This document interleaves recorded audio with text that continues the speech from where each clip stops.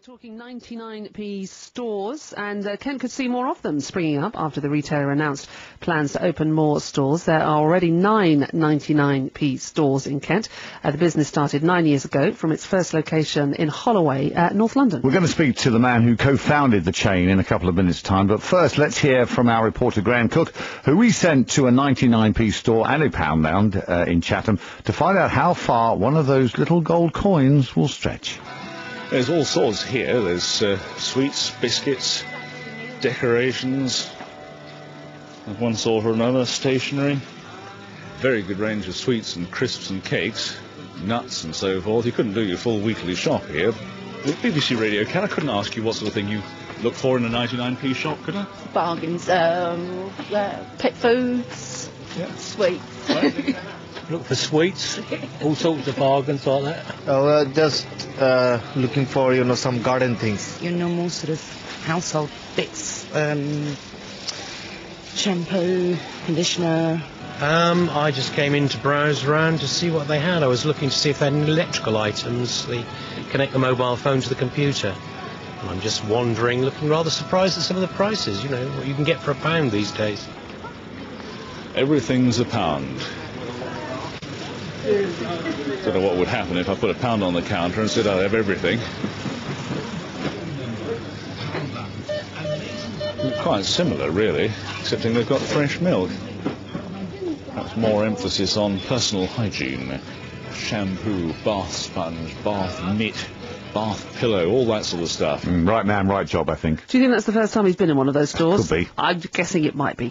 Earlier we spoke to Kent retail analyst Teresa Wickham, who told us these sort of shops are winning with the public because they offer quite a narrow range of goods. They're doing well. They've got about 3,500 products. So compared to a normal sort of supermarket, which would be between 20 and 40,000 products, it's a narrow range, but they're supplying what people want. And if they're right in the town centre, they've taken some of the old Woolly sites. And they're particularly strong, and you heard this now, in the sort of the confectionery and the crisps area, where you can get things for 99p and sometimes even under there. And for them as a company to make any kind of money, I guess you have to expand because, your products are 99p. It's to stack 'em high, sell 'em cheap, and have quite a few stores for the profit balance to look good, I guess. Well, you have to, and you have to look at your overheads. At the moment, what they would call their sort of centralised distribution centre, their headquarters, they can take up to 120 stores without having to expand. And of course what they're taking advantage of now is the good rents they can achieve in the high street, and that makes a huge difference to shops. We think about the products on the shelves, but actually it's your overhead costs, your staffing, and what rents you've got to pay. And landlords now have to pay a tax if the shop's empty, which they didn't have to before. So they're much keener to have a store filled up rather than an empty premises. That's Teresa Wickham. Well, the 99p store shops were co-founded by Hussein Lalani, who's on the line now. Hussein, good morning. Good morning. Obviously, we have to talk about Poundland as well, because that came along first. Did you see what they were doing and think there's room for another one here? Partly what Poundland was doing, and partly what was going on in the States. The dollar stores in the States have been around for over 25 years. So seeing how, and they've got tens of thousands of stores there. So seeing what they're doing combined with Poundland, we saw an opportunity, and my family has a history in retail. Now, would you agree with what Teresa was saying, that, you have a fairly narrow band of goods, although, 3,000 seems quite a lot of lines to me, but fairly narrow, but, you know what you're good at, and you can buy it in bulk and sell it across your stores. That's right. In some ways, yes, it is quite a narrow range, but I often like to think of our stores as a mini department store, because we carry all the main products in each category. So, for example, stationery, we've got all your biros, your pencils, your pads. I guess one point of differentiation between us and other Pound stores is that we don't only do the confectionery and chocolates, but we also do quite a comprehensive grocery range. So you'll actually find 99p olive oil in my stores as well, extra virgin, I have you. Yeah. It must be a very small bottle. It's a 250 ml bottle. Oh, that's not bad. It's not too bad at all. And we also do sun-dried tomatoes and olives, big jars of olives, 720 gram olives. So we do have quite a lot of grocery as well. Okay.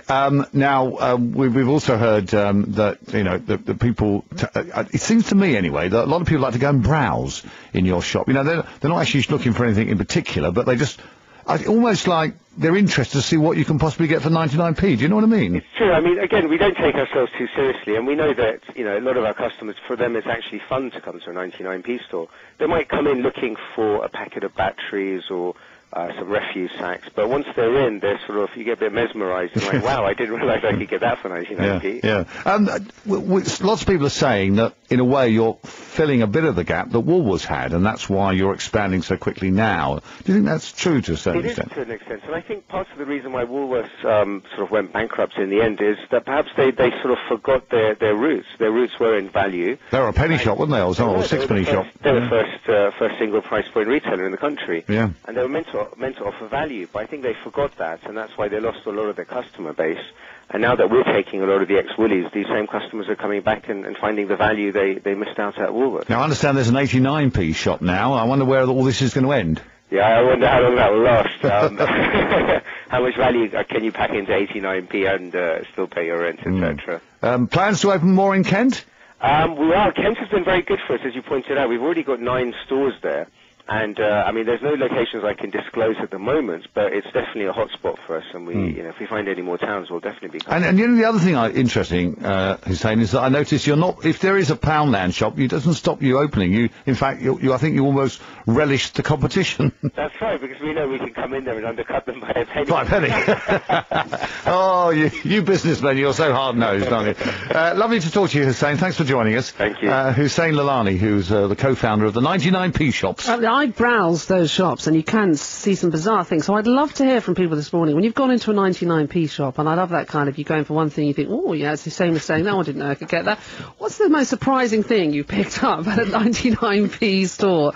You went in there thinking you might get, you know, the basics, the toilet rolls, the biros, the stuff, but you thought, look at that, 99p, well, can't resist it. Do you know, I think gotta get it. The funny thing about those shops is that sometimes you walk in there and you pick, there's something there, like a saucepan or something. Yes. You think, how can that possibly be? You have to pick it up to check that hasn't got a hole in it or something. But I'm taking that saucepan because it's 99p.